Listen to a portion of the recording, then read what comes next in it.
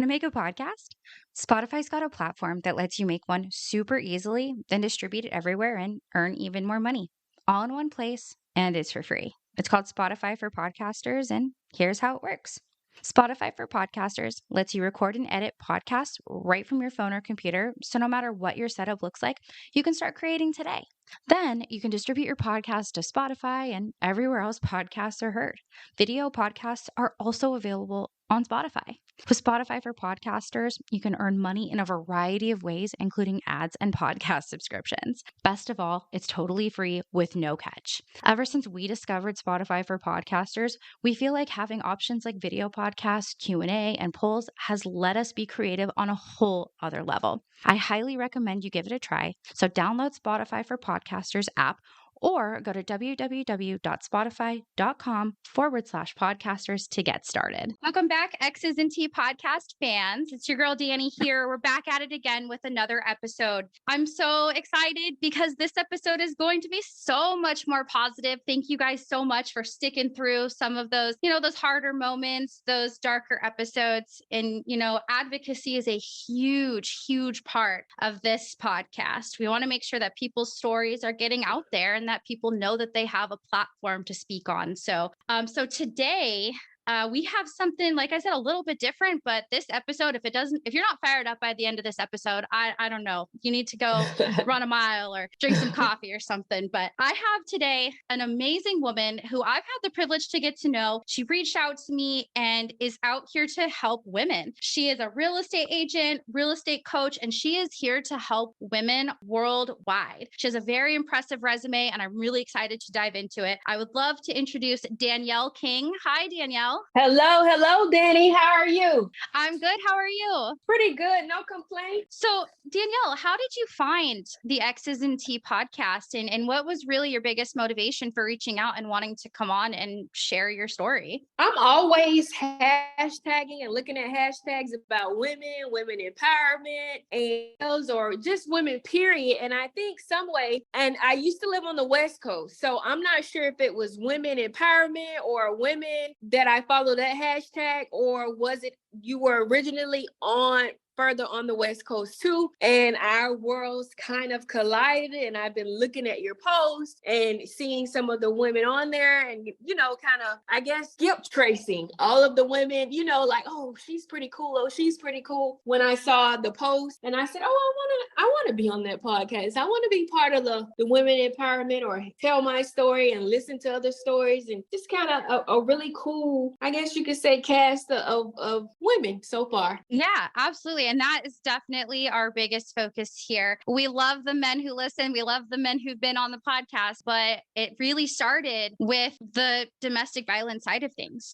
We really wanted women to feel empowered after violence and after trauma, because I know when I was going through it, there wasn't anybody out there talking about it. And I really not only wanted to share my own story, I wanted to give people a platform to feel supported. And I think that's one of my favorite parts of your message, is that you are here to support women. Your main focus is to help women in real estate and to kind of view that whole industry in a very different light. And you had actually told me about that before we started recording, was that you didn't want sales to be a bad thing. You don't want us to continue fearing rejection. And what is it in kind of your early career that really motivated you to want that to be one of your biggest motivations? So I've always been like a 9-to-5 person prior to maybe a couple of years ago, and that felt safe, but not safe in an aspect of financially. You know what I mean? So yeah, I knew I was going to get a paycheck. I knew I was going to get that 1 to 3% per year, but that wasn't actually keeping up with inflation. So I felt slighted, and no matter what I did, I couldn't catch up. And then I started to meet women in sales, older women who didn't have college degrees, who were able to really create a lifestyle for themselves, their families, if they were single, their kids, or whoever, and they were doing it through sales and not being afraid and not taking it personal. And it kind of resonated with me, and then that was that. And then when I thought about so many women or minorities who couldn't own real estate, but when I looked at real estate and over the past 100 years and the double-digit rate of return, learned, I was like, okay, let me mix sales and real estate. And I guess I'll become a real estate agent. You know what I mean? And I mean, I'm not to the point where I can just go out there and buy property, but I can insert myself into the mix until I can do it. You know what I mean? Just being around it. So that's kind of where my mind was. And it's crazy because I've always been into professions that aren't typical for women. So, you know, like general contracting. I'm writing my dissertation on the attitudes and perceptions of women in general contracting and how to urge more women to get into skilled labor because you get paid more, you know? Yeah. So there's again that financial stability, you know, because what in the 50s and the 60s, we couldn't even buy a home, buy a car, have a credit card, you know. So I'm like, boom, it's our time to shine. Yeah, absolutely. And with some of your career path, oh my gosh, I mean, all of it really. You just have such a resume that's so diverse. I mean, you had owned a gym, right? That you had said that you mentioned you owned a gym, you were a bodybuilder, and at one point you were also a police officer. Yeah, yep. Yes, ma'am. From about 22 to almost 30, 31, I was a police officer in South Florida and Northwest Florida for what was that, 8 to 9 years. And it really opened my eyes to, you know, starting to be a police at 22, where you think all grown-ups tell the truth. And then you realize, like, no, why are you lying? We're both adults, you know, like, but Yeah. I learned a lot and it taught me a lot. And yeah, so I enjoyed it. Yeah. Wow. And then how did you come to own your own gym? So this is another crazy story. I ended up marrying a Navy guy. We ended up moving to Japan overseas, and another military spouse introduced me to CrossFit. And CrossFit had just kind of came out. It was kind of popular, but kind of not popular. And she was so adamant that I joined. And I had every excuse in the book because I was working. And every excuse I had, she countered it, you know, and I wasn't gonna not show up, you know. So Yeah. I ended up showing up. I ended up really liking it. I ended up going to Tokyo to get my certification. And then I had such a transformation that other spouses, other women wanted me to train them. So I ended up training a lot of women. And then when we PCS, permanent training station, to San Diego, it's like I had already so many other spouses and so many other active duty women who had already moved to San Diego, and they were like, hey, you're here, train me. And then it started in my garage, and then it grew so big till we had an HOA, and we had tons of cars parked up and down. And then now here I am running a business out of the house and the HOA and running up and down the street. So I was like, okay, now I need a building. And then that building grew, and then that grew, and that grew. And then, like I mentioned, I ended up being on This Is Her now. And then it went viral. So that, and then the bodybuilding, and it just kind of exploded off of something that I did not originally want to do. And that's why we always need to try new things, because you never know. Wow. That is a crazy story. And I love how it ties perfectly. It all comes full circle because Every time. and a lot of people, I know a lot of women who have been in real estate. And as we mentioned before, I was on the mortgage side of things for a brief period of time. And I've gotten to know quite a few, you know, ladies who are in mortgage and ladies who are in real estate. And a lot of them said at first they didn't want to be in real estate because it's kind of scary to be the front person, that like the face of everything. And it's intimidating. And I think something that you had said previously when we had spoken was that you want for women to, the word no, to kind of be like water off a duck's back, like just to not fear it. And so when it comes to like adversity, what have been some things that you have done over time that you have found works for you that you would love for other people to try? Not being afraid to fail and failing fast. Hurry up, get it out the way. It's almost like if you're going to get in the pool and you stick your toe in and you know it's cold, and then it'll take hours for you to plunge if you stick your toe in. But if you just jump in, you're going to acclimate yourself to that temperature fast and enjoy it. So it's always about failing forward and failing fast, and not taking it personal. Like a no is not personal. So the quicker you get that no and move on and almost make it a game, like, okay, how many no's can I get today? day. Okay, I'm going for 20 no's. And we all know it's a third of a third of a third. If you talk to 20 people, 2 people might say yes. And if you are in sales, 2 sales a day is freaking amazing. You're a winner.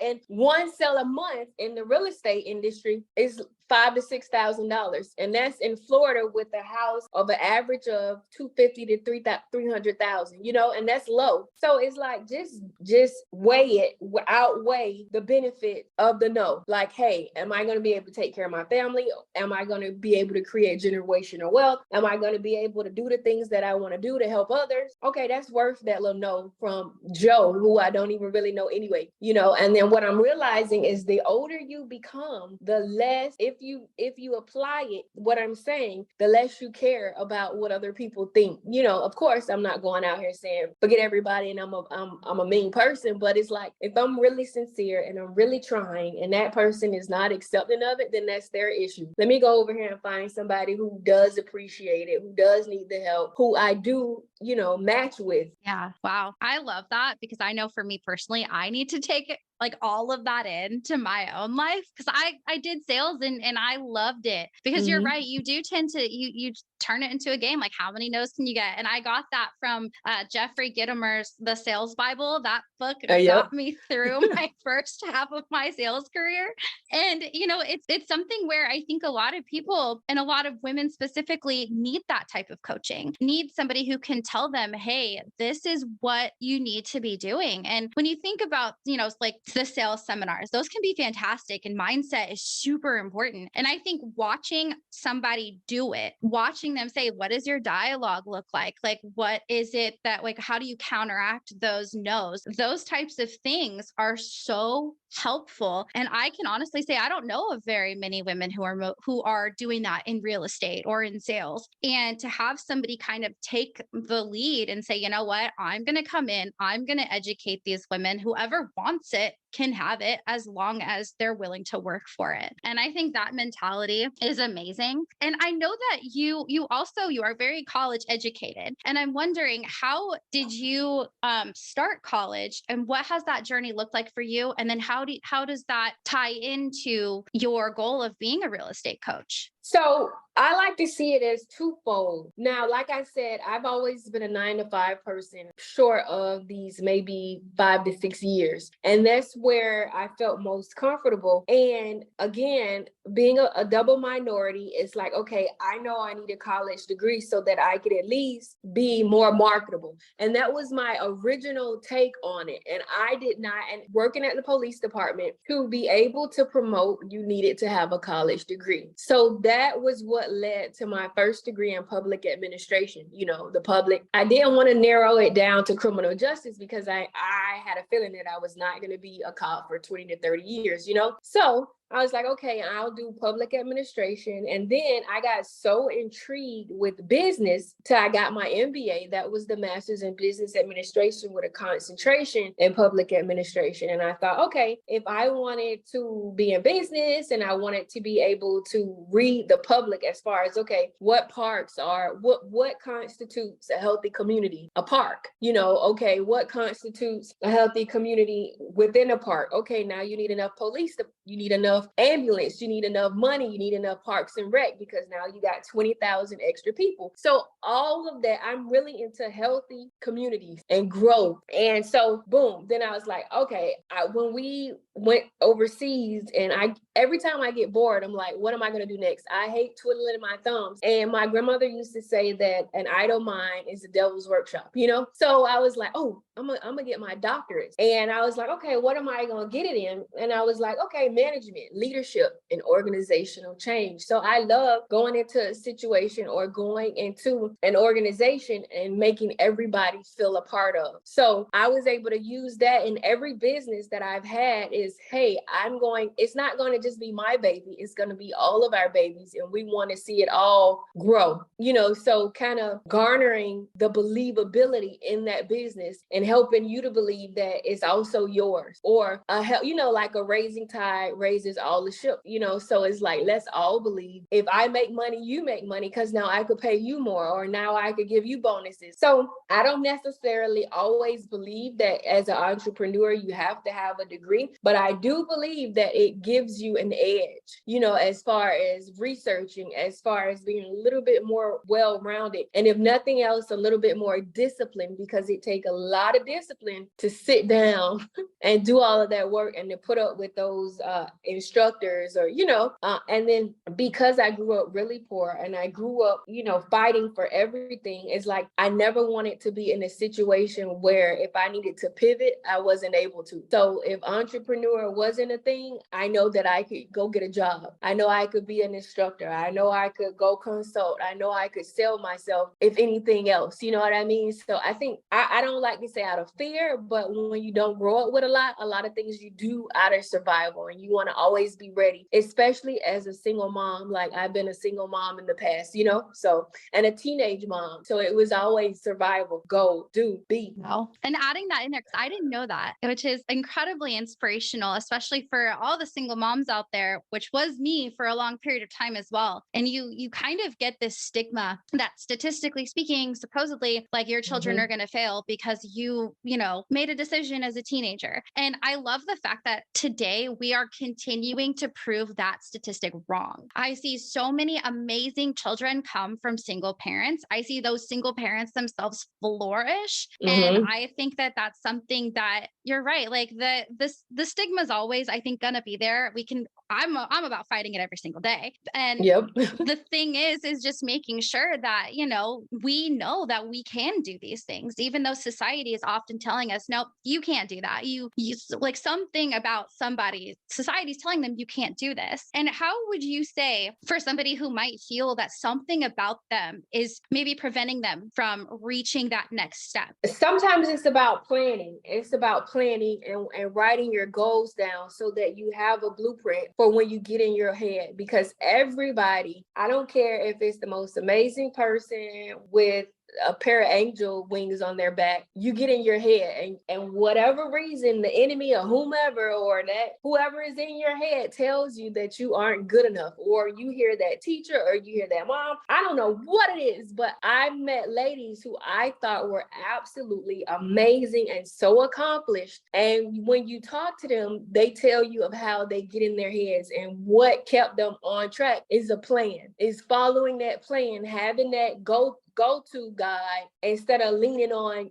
how you're feeling that day. You know what I mean? Because I don't know why hormones are a thing, but some days you have it and some days you don't. And it's like, what did I do between yesterday and today? Did I eat, 2 hormone pills? Because today I'm not feeling myself. But if you have a plan and you stick to it and you say, hey, I don't care how I feel, I'm going to do this tomorrow. When I feel like that, it's like, I got 3 things. I'm going to do something for me, something for my family, and something for my business. And if all I do is those 3 things to push forward, no matter how small they are, then I feel accomplished. I feel like, okay, I didn't just lay in the bed all day and didn't do anything. I'm not saying that some days you won't have those days, but they won't compound if you have a plan that you could revert back to. Wow. I love that. I definitely think that I want to start implementing that, because you're right. Like there really are days, especially, there are life circumstances, like you said, there are life circumstances. There's an excuse for everything. And any excuse will do, is what my dad always says that. It's true. It's so true. It is. And you think about those 3 things, and those, I think for a lot of people, are some very important things. And as long as you do, whatever those things look like, you're right.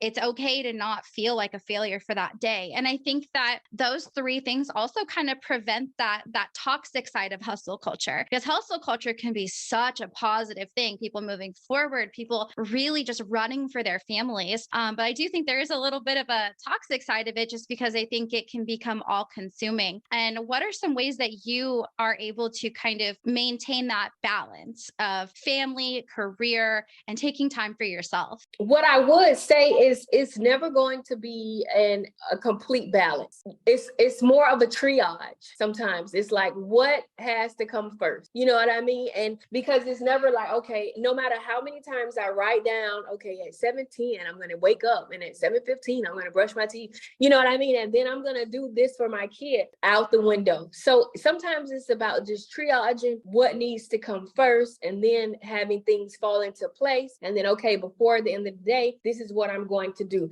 Like you said, it's so easy to get consumed with what you need to do, especially if you have a yearning to be successful. And I've always had a yearning to be successful, even as a little kid, because I want to be wealthy, not just for the money, but the freedom that it provides for my kids and my children to come. And then, like, if somebody comes to me, I could provide for them, and I could be that big sister or auntie or whatever, you know what I mean? But also showing other people how to have that too. So it's a thin line, because with this culture now, it's like, okay, we want to live, not we, but a lot of people are saying, hey, let's live the soft life.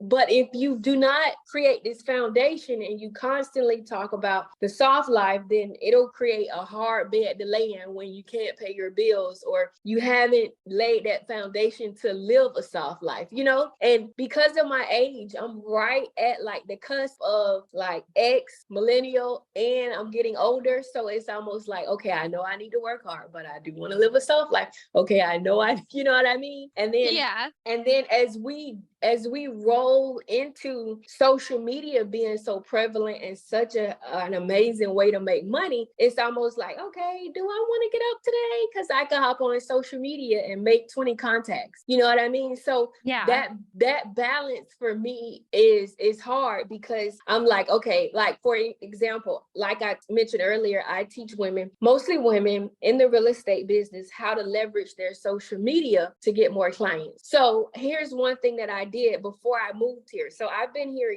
a year, maybe a month or two, and I've been on the leaderboard of sales for real estate almost immediately since I got here. So how I was able to do that is a month or two before I got here, I kind of packed my social media with hashtags and businesses from this area. So that was like a like a preface of me before I got here. And because we're in this realm of, if I see you on social media, I feel like I know you. So that's an advantage. So before I even got here, a bunch of people thought they knew me because I had already invaded their social media world. But here's the balance. Now then when I got here, I had to go out and consummate that relationship that they had created with me in person. So it was like, oh, I know you. Hey, Danielle. Hey, because we've been following each other for months. So that's like, and I've done that with 3 different businesses 3 different times. So there's that balance. Yeah, you can leverage your social media, but then you have to go out and be a real person so they could say, oh, she is who she says she is,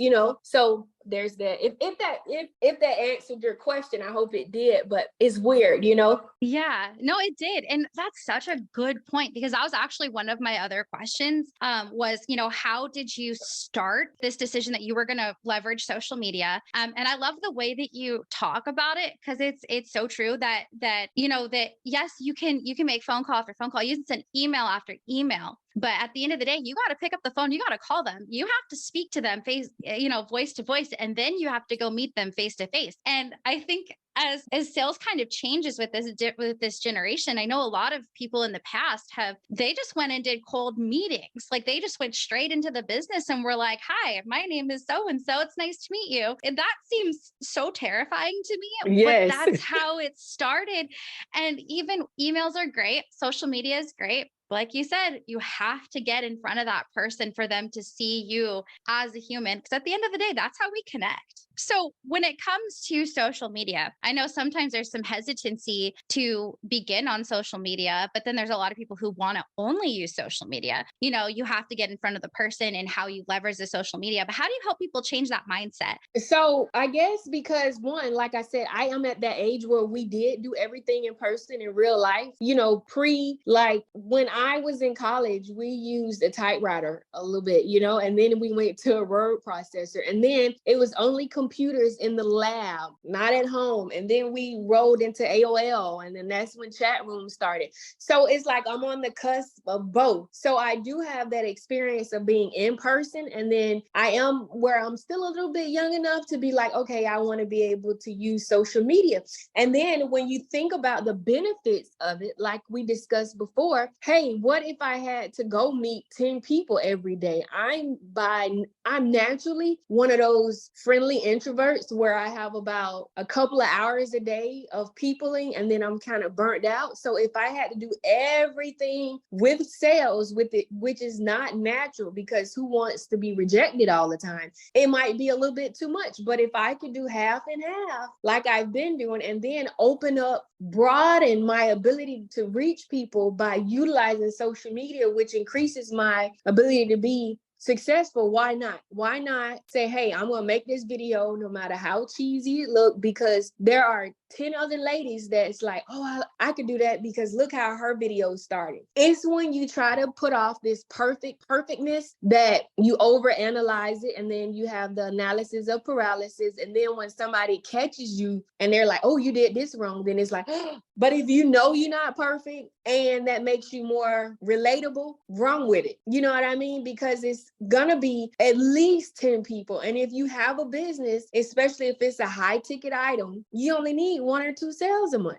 And you mean to tell me out of the whole world that's connected to the internet, you can't find 2 people per month that are very similar to you, that's gonna vibe with you? So when I break it down like that, that's what opens the door to like, okay, I'm gonna put this goofy video out. And then COVID came, and then that's all we had. And if you couldn't do it then, you had to do it because you were working from home. And in Cali, it totally shut down. So if you did not get online, you did not make any money unless you were, worked at the hospital or something like that. But then you were safer at home. So it was like, let me figure out how to mesh that and make it work. And so it works for me. I create more money online, or more people connect with me online than in person. But what I have realized, if you continue, it depends on what your job is. But if you're selling, let's say you're selling a course, it would behoove you to, okay, no, I'm not going to be in person all the time. But what if I had one main event a year, and then you brought all those people together so they could see that you were a real person. And then you bought you brought them in even closer, because now the anticipation has risen, and now they get to meet you in person. And now all of y'all get to connect. And now you've created a community that was originally online, but now it's even stronger because you met once a year. Yeah. Yeah.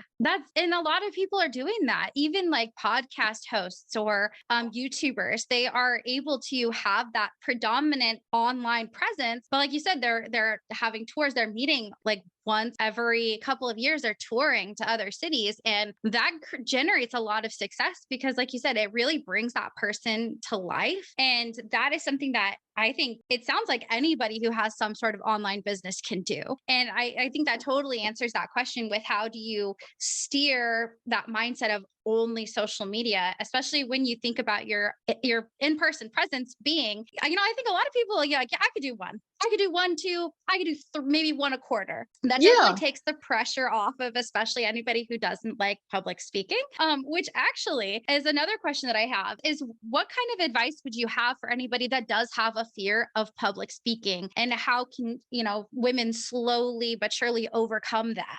Starting with smaller groups, or like like online, and you have a big presence online, and you do a chat, or you go live, you know what I mean? And just seeing that this many people are watching, but you could easily disrupt the live if you got nervous, or just doing question and answering informal, you know what I mean? Like if you have a speech all planned out, that's when it's gonna go bananas. But if you're afraid and you just do a informal questioning and answering where you're comfortable and you're giving truthful answers, and it's not rehearsed, it's easier for you to be yourself, then that's an easy way to kind of break that that plane of being afraid.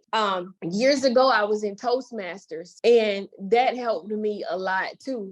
Just doing that Toastmasters and practicing and getting up. And that was kind of like the old way. But now it's all about sincerity and being authentic and just telling your story, which is hard to get that wrong.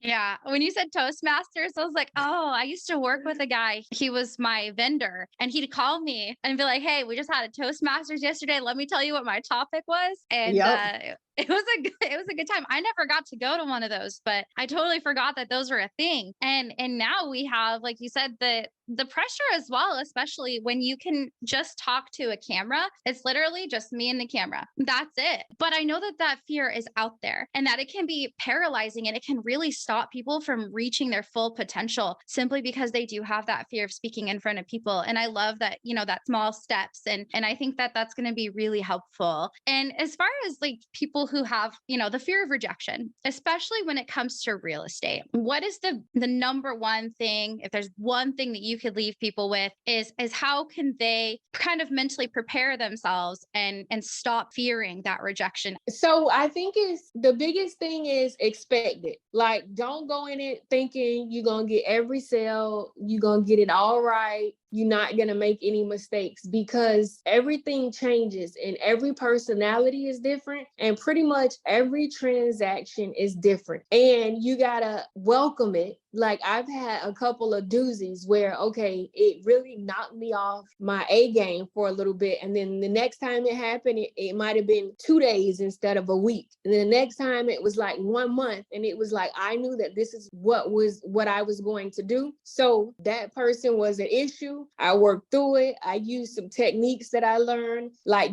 trying to get ahead of it or leaning into it instead of like waiting for them to call and you scared to answer. Make the call first. Shift that energy. Go first. Hey, this is what's going on. I wanted to communicate to you. I wanted to let you know what's going on, versus allowing that person to call you already hype and say, hey, what's going on here? No, it's like, hey, I'm giving you a call because this is what happened, and I wanted to over communicate in case you had any question. And then it's like that almost shifts the energy. And they could yell, but who does? Or if I know it's a concern, or if I know if it's an aggressive type person, when I answer the phone, I'm very firm. I'm like, hello, this is Danielle. And they like, but if I'm meek, if I'm barely answering it, if I'm like, hello, it's like that just gave them some energy to just rip me apart. And it's so crazy how that works. It's not all the way, but it almost 95% of the time, if you assert yourself and you firm and you have that confidence, and I'm not a big fake it till you make it person, but sometimes you have to just assert yourself and you got to stand your ground, because there's some people that no matter, even if you are right and they're wrong, they'll eat you apart. And sales is something that could happen in. So you have to be ready. You have to practice. You have to not give up. You have to know that you'll make mistakes. You have to know that you're going to feel bad. Sometimes I see some really seasoned agents have bad days because it's going to happen. And they take a minute and they get right back up. Another thing is you get used to making that money. You get used to it, and you're not going to let one person out of 25 transactions stop you from making that money. And I remember a broker who I was talking to, and he was giving me advice, and I had a horrible, horrible transaction. And he was like, okay, one way to get over that is go put 2 more under contract. That'll make you feel better. Wow. And when you do make the phone call first and you assert yourself, I mean, it even almost gives you a self-confidence that maybe you didn't even realize you had. Like you said, hey, this is Danny. Well, how's it going? Like, if you're the one who kind of puts yourself out there first. And I think a lot of, especially on the other side of the transaction, I don't think people are usually expecting that. And especially with women in sales, women in real estate, they're kind of, I feel like they already have some preconceived notions. Again, hopefully we can end this stigma, especially with your message, but it's still there. It's still there. And when you're able to surprise somebody, you kind of, they're taken aback and you're like, I have the advantage now. Yeah.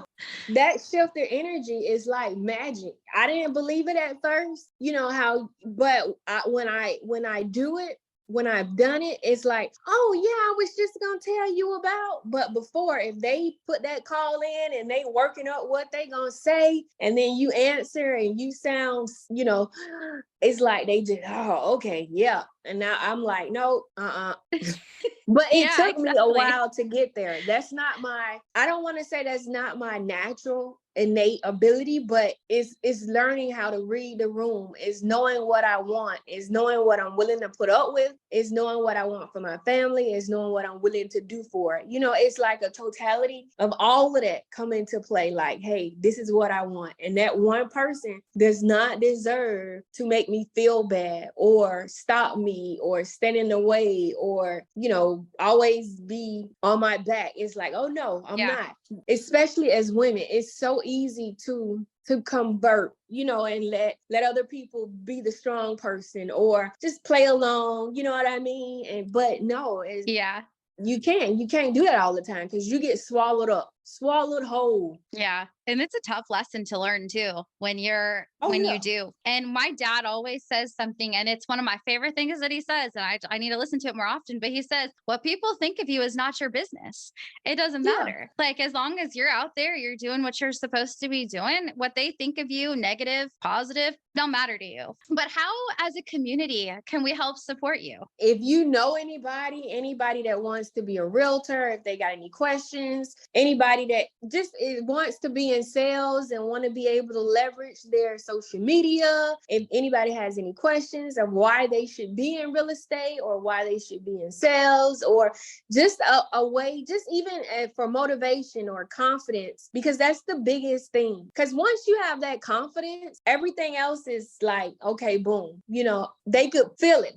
People could smell it when you come in the room. But that's something that we lack sometimes for whatever reason, whatever trauma, whatever. But that's the big thing. Let me know, ask questions. I'm here to answer them. Role play, it's just that we need to get more involved. What I have learned, even though, if you have a household and it's a husband, wife, and the husband may be the dominant, but it's crazy how much that mom dictates what goes on in that household, without even being the dominant figure. So if mom has a strong personality or she's going after what she wants, those kids will do it. If mama eating healthy and working out, inadvertently those kids gonna do it. You know what I mean? So I always like to say, even if it's a guy and they wear the pants, we the belt and we the zipper and we the pockets, so. Yeah. That's a really good analogy, actually. I love that because it's true. Moms are the glue of the family a lot of the time. Yep. Like, I know that so many people that come on here, they're traumatized. They're people who maybe lost themselves because something happened. And I love your message, even like you said, even if they don't want to be in real estate, follow you anyway. Check it out, because I'm telling you guys, when you are kind of in that weird in between of like, I don't know who I am after trauma, or I don't know who I am in adulthood, or I don't, if you're lost in the sauce, there's a direction for you. And following someone like Danielle is going to really help you figure that out. And of course, she's not going to give you the answers for your whole life, but there's a direction. There's a GPS out there for you. And sometimes it just takes a little bit of inspiration. And Danielle, where can everybody follow you at? And I'll post links to everybody. We'll get her out there, but where can we follow you? I'm on Instagram, of course, at Danielle.Faye.King. I'm on TikTok at Danielle Faye King. I'm on Facebook, Danielle Faye King. Just at, Danielle Faye King. I'm everywhere. Google me. I'm there. And any questions, I have an email address. It's Danielle at DanielleKingREI.com. Of course, DM me, PM me, just ask questions. It's just so crazy how one thing that I've always done is, if you go through trauma or just being alive and going through every day is going to create some type of trauma. And we change, and it's okay to change, and it's okay to grow and like something different than we didn't like before. But you have to be intentional about healing. Like, if you go through something, you're not going to wake up the next day and be totally healed if you didn't do something different to cause the healing. Like, if you're not reading self-help books, or if you're not getting therapy, or if you're not journaling, if you're not praying, if you're not meditating, if you're not doing anything new, you're not going to get anything new. You know what I mean? So it's not Yeah. like, it's like fitness. You're not going to eat what you want and then wake up skinny the next day. Yeah. Ever. Wow. Yes. Yes. I mean, it's so true. It really is. I'm a huge proponent for all of those things. Whatever you have to do to bring yourself out of that rut. Because at the end of the day, you're the only one who can. The only one who Yeah. knows you the best, who's going to be with you for the rest of your life, is you. That's it. I mean, you have a family, sure. And we all are very, very motivated by our families. But at the end of the day, who's in your body? You are. And Yep. I definitely go to therapy. Yep. I'm a Good. huge proponent. I'm like, anytime somebody come to me with a problem, like, have you tried talking to somebody? Have you and then what I tell like the younger generation, because like I have kids that are 20s and teens, and they seem to think that like the older you get, the less and Ugh. I'm like, okay, that makes sense for technology, but human nature just repeats itself. And I tell my kids like, hey, all of those therapy books, all of that Maslow, all of that Jung, everything that those therapists are studying is from years and years and years ago, which lets us know that the human mind is kind of like the same, and it just recycles, you know what I mean? So all of that stuff, like, Maslow's hierarchy of needs, that was almost 100 years ago, and it's still the same. Yes, you're right. It does. It all comes full circle. And I definitely am one of those people who like didn't think my dad knew anything at all. And now as an adult, I'm like, thank you so much, dad. Or like, Yep. I appreciate, what you and what your dad taught you. And the fact that we get to pass that down. And it's incredible. And Danielle, thank you so much for your time. Thank you for coming on here. Thank you for wanting to spread such a good message. And I'm excited for people to get to know you and follow you. If there are what are your last final thoughts? Anything that you can leave us with going forward? Just do it. Just hurry up and do it before you talk yourself out of it. Yeah. Another thing I like to say is that fear is coming. Bring fear along with you. A lot of people are like, I'm not bringing fear, and don't be afraid. We need to be afraid sometimes because it's our little sounding bell to say, hey, you're doing something silly. But bring fear along, and they don't have to sit in the front seat. They can sit in the back seat. Bring fear in the trunk, but go anyway. Like, hey, come on, we going. I'm not going to bring you with me, and I'm not going to do it until I'm not afraid anymore. I'm going to do it even though I'm afraid. And that's like 90% of what I do. I'm terribly, terribly afraid, and I'm like, I'm doing it anyway. Yeah. Wow. I love that. Thank you so much. Again, I cannot thank you enough. I'm going to make sure you guys go follow her. I will make sure that it is plastered everywhere where to follow her. You guys can follow me at xsnt_podcast. That's on Instagram and TikTok. Guess what, you guys? We finally started our YouTube channel. Woohoo! We're going to start putting podcast episodes on there. It's not going to be video yet, but we're going to get there, you guys. We're going to get there. So go over to YouTube and subscribe. And you guys can find us on Apple Music, Spotify, Tuesdays and Fridays. We'll see you guys next time. Thank you. Thank you.